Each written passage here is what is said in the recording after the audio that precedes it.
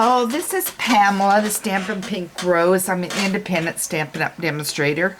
And this is our technique. Normally it's a technique Wednesday, but it's been moved to Thursdays because on Wednesday you get the 12 weeks of Christmas in your newsletter, and I don't want to bombard you with 2 newsletters.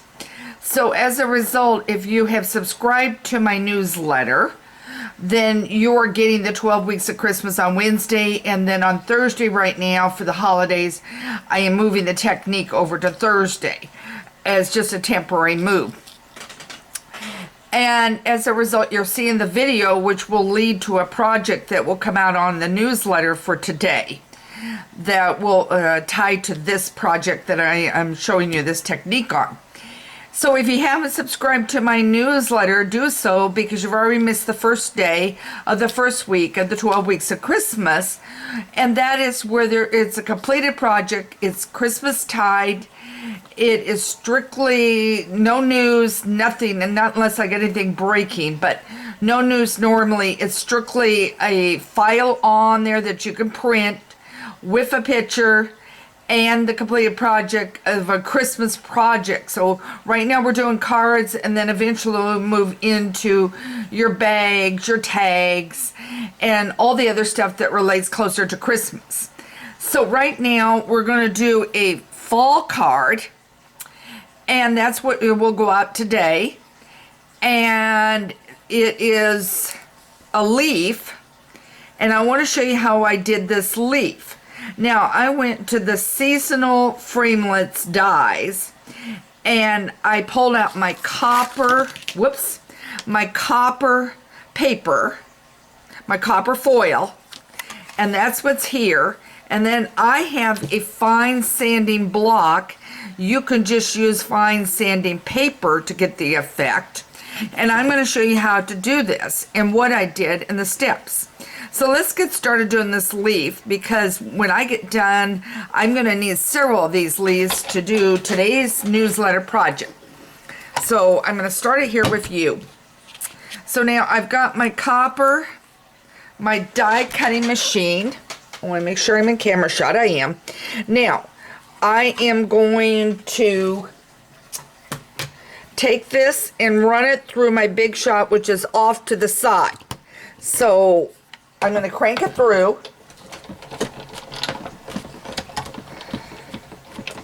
Okay. Bring it back over here so you can see. That's all I did. Okay. Now I'm going to leave the Big Shot parts off to the side. And then I grabbed the subtle embossing folder. You can use what you want. I chose it. And now it's going back through just like you would normally emboss. Okay, this is very quick, very easy, very simple. And I don't remember if it needs 2 or 1. Okay, it only needs 1. This is the thicker embossing folder. Okay, so now I'm going to run this through.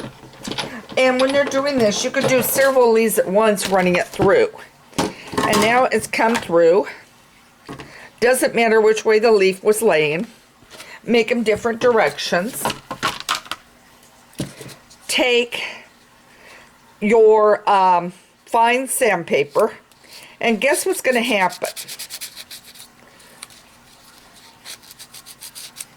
See, you're getting some silver coming through. Hold this up a little better. Can you see this now? There is silver coming through, and you can bring as much silver as you want in it. Do you see this over here on this edge? It's hard with the lighting, but there is silver showing through, and this is going to give a variance to your leaf and a nice effect. So you've got the subtle effect with the embossing folder. You could use any embossing folder you choose. But you've got the embossing folder, and then you have done the sand block or your sandpaper. Make sure it's the fine one, and simply scrape, and you're going to have your leaf. And then I'm going to have some complete a project for you with the newsletter going out today that's going to use these leaves, and I'm going to go make some more leaves. So, by all means, subscribe to my blog and get busy and find this wonderful new creation, and then you can also get started on the 12 weeks of Christmas. Again, this is Pamela the Stampin' Pink Rose with a real quick technique using your copper foil embossing folder and a die. Thanks for joining me. If you have any questions, you can always email me, Pamela at Stampin' Pink Rose.